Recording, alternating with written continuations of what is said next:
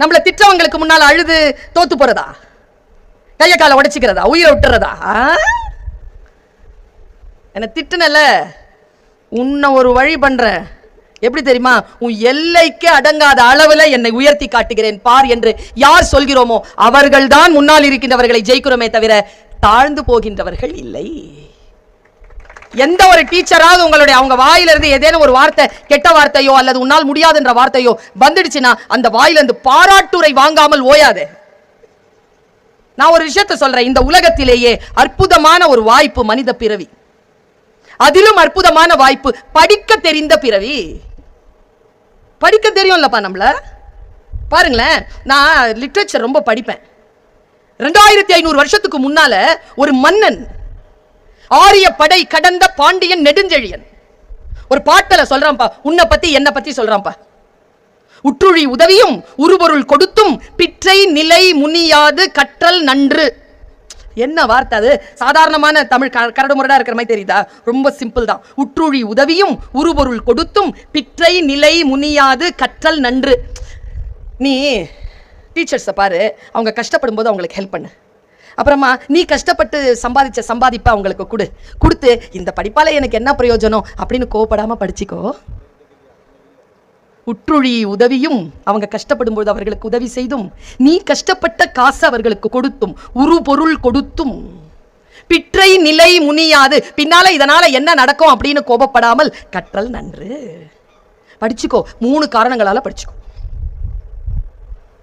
படிச்சு என்ன பிரயோஜனம்? படிக்கலன்னா இந்த உலகத்துல நமக்கு செய்யறதுக்கு வேலை இல்லையா? எங்க அப்பா வேலை செய்யற, தோல் ஷாப்புக்கு போறேன், ஷூ ஷாப்புக்கு போறேன், கம்பெனிக்கு போறேன். எங்க அம்மா அப்பா அப்படித்தானே படிச்சு எங்களை படிக்க வைக்கிறாங்க. அவர்கள் அப்படி படிக்க வேண்டும் என்பதற்கு, அப்படி படிக்கவில்லை என்பதற்காகத்தானே நம்மை படிக்க வைத்துக் கொண்டிருக்கிறார்கள். அங்க போனா அவர்களுக்கு என்னென்ன துன்பங்கள் நடக்கிறதுன்னு தெரிந்து, எனக்கு நேர்ந்த துன்பம் என் பிள்ளைக்கு கிடைக்க கூடாது என்பதற்காக தானே கான்வென்ட்ல கொண்டு போய் சேர்த்து இருக்கிறாங்க பிள்ளை. நினைச்சு பாரு, நம்ம செய்யற ஆகப்பெரிய உதவி என்ன நம்ம அம்மா அப்பாக்கு. பாரு, ஜெயிக்கிறவங்கள பாரு, அதுங்களுடைய ஆட்டிடியூட கவனி, கொஞ்சம் அதை பின்பற்று, உருப்பட்டுருவ. ஆனால் கூட யாரை தெரியுமா வச்சிருக்கிறோம்? நம்மளை விட லோயர்ஸை தான் வச்சிருக்கிறோம். கூட நம்மளை விட ஹையா இருக்கிறவங்களோட பழகு, ஏதாவது கத்துக்குவேன். நம்ம கீழே லோவா இருக்கிறவங்கள உன்னை கூட வச்சுக்கோ. நீ ஹையா இரு, நீ ஹையா இருந்தா அதை உயர்த்து, அது கூட சேர்ந்து நீயே தாழ்ந்து போயிடாத. பேரண்ட்ஸ்க்கு சொல்ற, இதுங்களை நம்பாதீங்க. இதுகளுக்கு 2 ஃபேஸ் இருக்குது. பாட்ஷா படம் பார்த்தீங்களா? அவர் உள்ள நுழைஞ்சு சொல்வார்ல, என் பேர் மாணிக்கம், எனக்கு இன்னொரு பேர் இருக்கு. டபுள் ஃபேஸ் எல்லாம். இந்த டபுள் ஃபேஸ் யாருக்கு தெரியுமா? தெரியும், டீச்சர்ஸ்க்கு தான் தெரியும். என் பிள்ளை பொய்யே சொல்லாது, சொல்லும். 4 பேரோட சேர்ந்து தான் என் பிள்ளை பாழா போறான். அந்த 4த்துக்கு லீடரே அவன் தான். நீங்க எங்க கிட்ட வாங்க, நான் பெற்றோர்களுக்கு சொல்றேன், உங்க குழந்தைகளை நீங்க முதல்ல புரிஞ்சுக்கோங்க. நான் காலையில கூட இந்த டீச்சர்ஸ் கிட்ட சொன்னேன், சிற்பிகள் நாம ஒரு சிற்பத்தை செதுக்கிறதுக்கு ஒரு கல்லை எடுக்கிறோம்னா அந்த கல்லினுடைய இயல்பை தெரியாம அதை செதுக்க முடியாது, நம்மளால உடைஞ்சிரும். அதன் இயல்பு தெரிய வேண்டும் என்றால் நமக்கு தெரியாது, பெற்றோர்களுக்கு தெரியாது. அதனால்தான் ஆசிரியர்களை நம்பணும். ஆசிரியர்களிடத்தில் வந்து கேளுங்க, உங்க குழந்தை எங்க தப்பு பண்ணுது, எங்க நல்லா இருக்குது, எந்த குணத்தில் உங்கள் குழந்தை உயர்ந்திருக்கிறான், எந்த விஷயத்தில் அந்த குழந்தைக்கு இன்னும் கொஞ்சம் ஹெல்ப் வேணும்ன்றது கேளுங்க.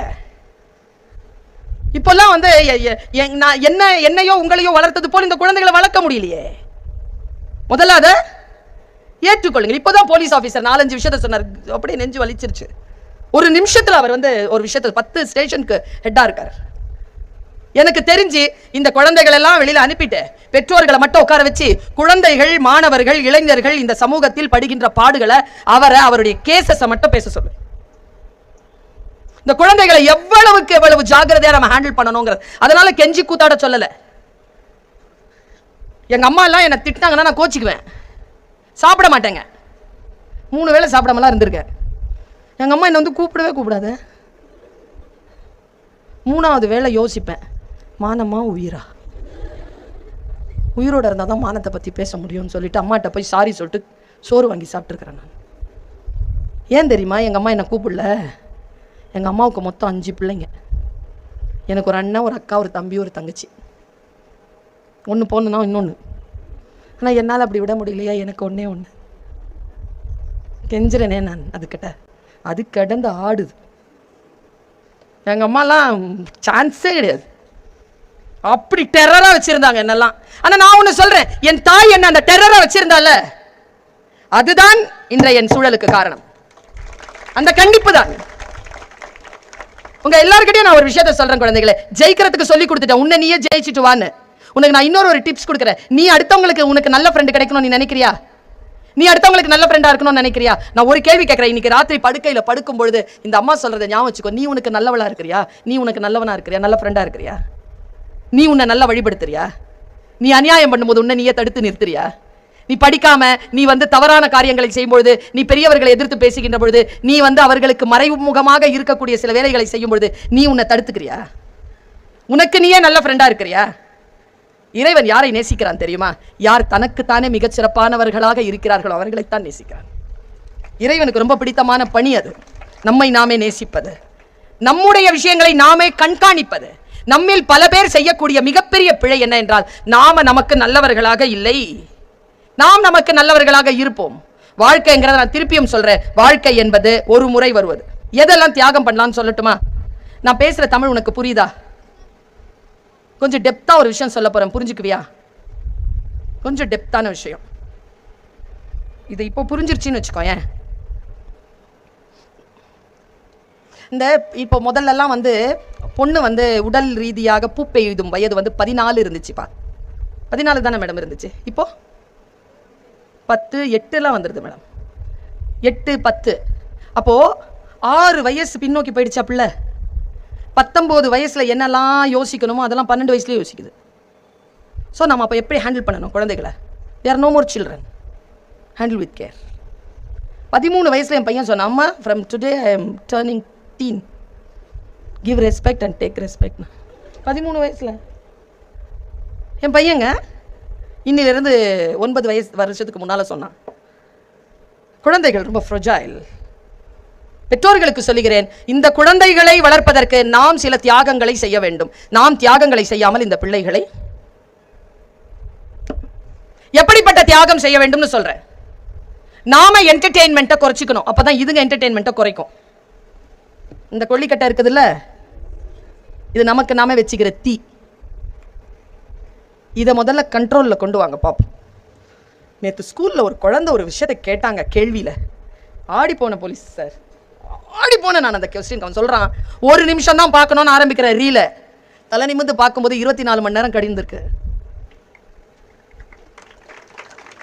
ஆனால் 1 மணி நேரம் தான் உட்காடுறேன் கிளாஸில். 1 டே போன மாதிரி உடம்பெல்லாம் வலிக்குது. எப்படி இதுலேருந்து வெளில வர்றதுன்னு கேட்குறான். இந்த கேள்வி கேட்குறான்.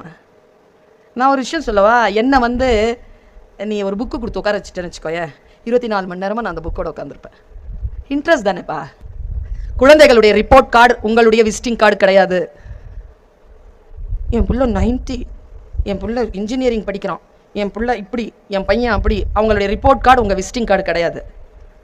Don't take it as your pride, just let them live. ஒரு வார்த்தை சொன்னாரா? பிள்ளைகளுக்கு சொன்னார், ரீல்ஸை பார்க்காதீங்க சொன்னாருங்க. ரீல்ஸ் பார்க்காதீங்கன்னு சொல்றார். ஏனென்றால் நீ தேர்ந்தெடுப்பதில்லை. ஆனால் ஒரு விஷயம் சொல்றேன், ஒரு நாள் நான் எப்படி சொல்றது, ரெக்கார்ட் ஆகுது, பரவாயில்லையா உங்களுக்கு? நான் பரவாயில்ல. எங்க வீட்டில் கூகுள் சொல்லிட்டு ஒரு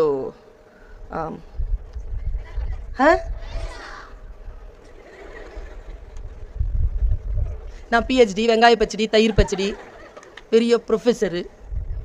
அலெக்ஸா இல்லை, அது கூகுள்னே வருது, ஒரு பெரிய அது பேர் தெரியல, நான் அப்புறமா சொல்கிறேன். அது ஏதோ ப்ரெசன்டேஷன் யாரோ கொடுத்தாங்க, நான் வாங்கலை, அது வச்சுட்டேன்னா நான் அதுக்கிட்ட சொன்னால் அது ஒரு பாட்டு போடும். அது என்னென்னா, ஒரு ஏதோ போயிட்டே இருக்கும்பொழுது அந்த வேர்டிங் கேட்கணும். மேரா தில் தா கேலா அப்படிங்கிற ஒரு பாட்டு இருக்குல்ல, என்னப்பா உருது பாட்டுப்பா, ஹிந்தி பாட்டு.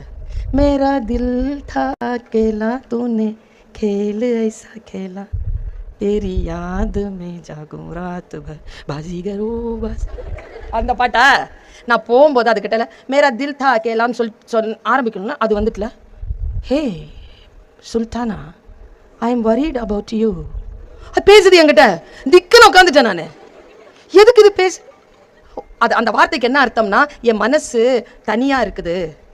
மேரா தில் தா கேலா, என் மனசு தனியாக இருக்குதுன்னா அது என்னை பற்றி கவலைப்படுதான். நான் பாட்டு போட சொல்கிறேன், அது என்கிட்ட பேச ஆரம்பிச்சிருச்சு. I'm worried about you.